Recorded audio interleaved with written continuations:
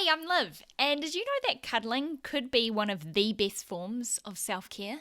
Whether it's a person you love, or a dog that you love, or even a chicken.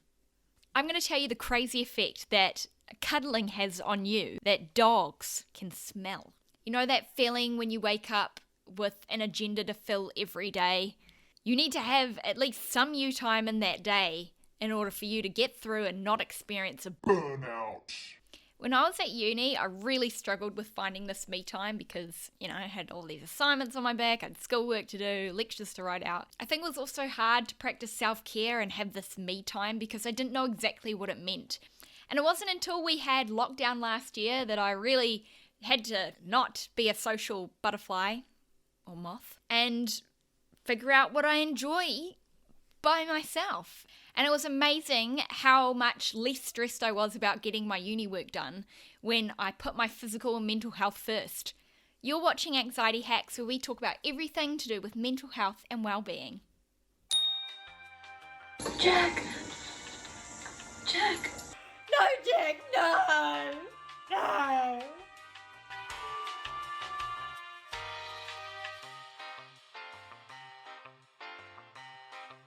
Emotional self-care is practicing activities that help you express and process your emotions. And you can do this with movies or TV shows where you can really empathize with characters or feel like what they're going through.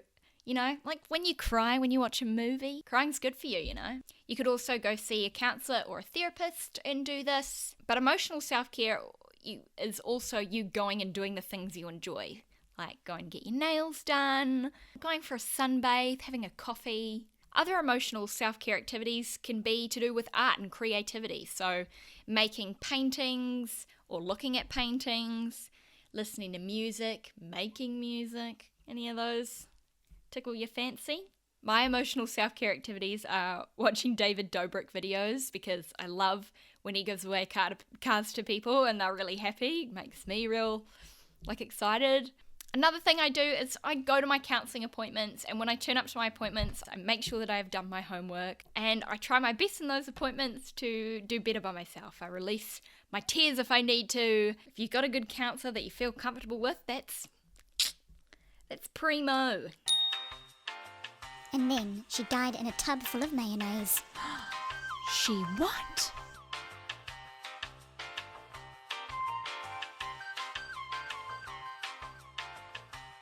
Mental self-care, which is what I thought was the only form of self-care, are activities that stimulate your brain. This could be through being still and relaxing, or if you're an active relaxer like me. This could be word searches, it could be Sudokus, this new Wordle game that's taken over the world at the moment. It's also going to a museum, it's studying something that you're really interested in, reading books, and relaxation.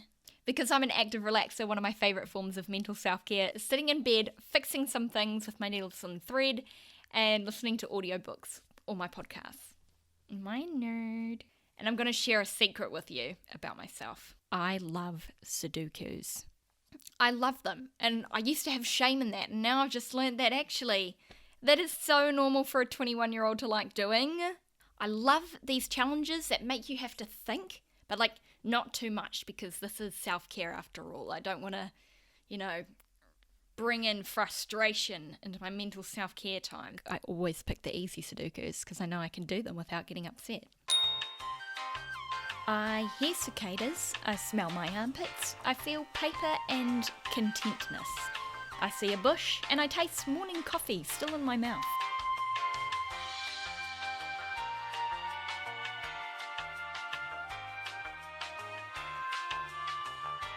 Spiritual self-help is doing things that look after your spirit and can open your mind into thinking about bigger things than just yourself. This is like your yoga and meditation type one. It's also practicing mindfulness and being, making note of you being present in the moment. This could be you going out and spending some time in nature. This could also be going to your church or your mosque or your temple, whatever your religion is. Meditation is an absolute mystery to me.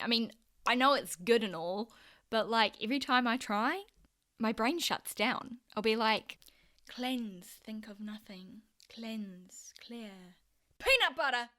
I know there's a lot of apps and like things on Netflix that you can do to practice meditation. I'm sure you could find a multitude of things on YouTube. And if you can figure out how to do this properly for yourself, there's studies that have proven that it increases productivity by up to 120%.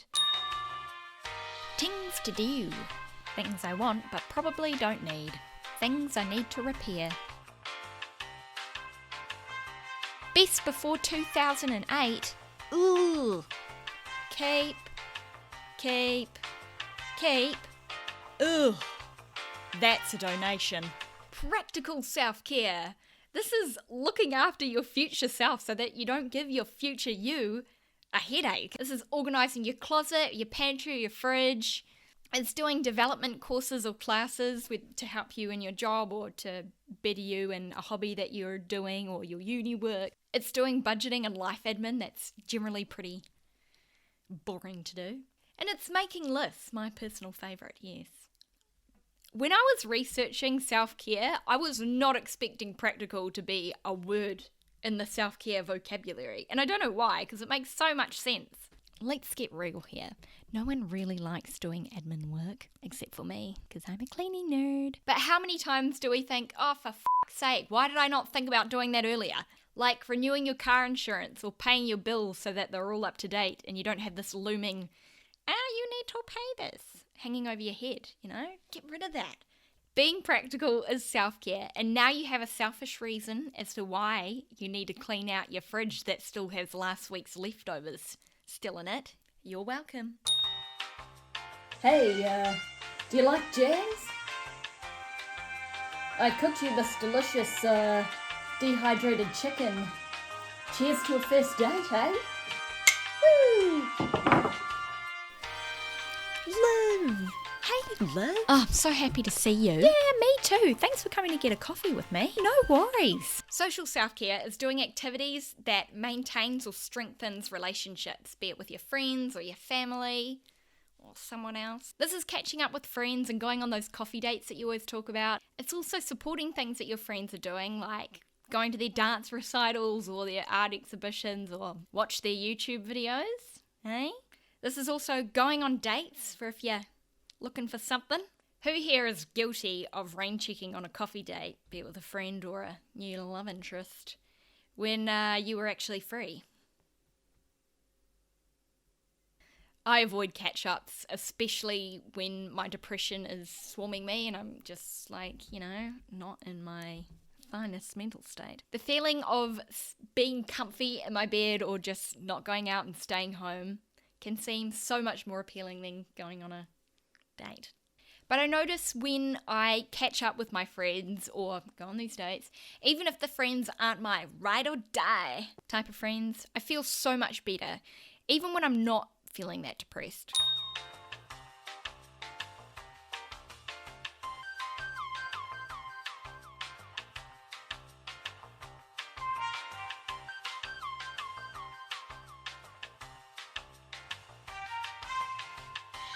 Practicing physical self-care is doing activities that look after your physical body. All in all kinds of self-care is going to help your body, but I'm talking more less brain, more pew-pew, arms and legs, that kind of thing. This is making sure that you're keeping hydrated and eating a healthy diet. It's making sure that you go on that 20-minute walk at some point in your day. It's having a skincare routine if you like or want one. It's practicing sleep hygiene, which if you haven't heard before. And cuddling. What has this got to do with physical stuff? So cuddling actually helps lower your cortisol levels, which is your stress hormone. And it encourages your body to release oxytocin, which is like a happy hormone. Oxytocin can actually help block pain signals, which is good for injuries and, people like me who get chronic pain. It's also been proven to help you fight colds and flus. So what has this got to do with dogs?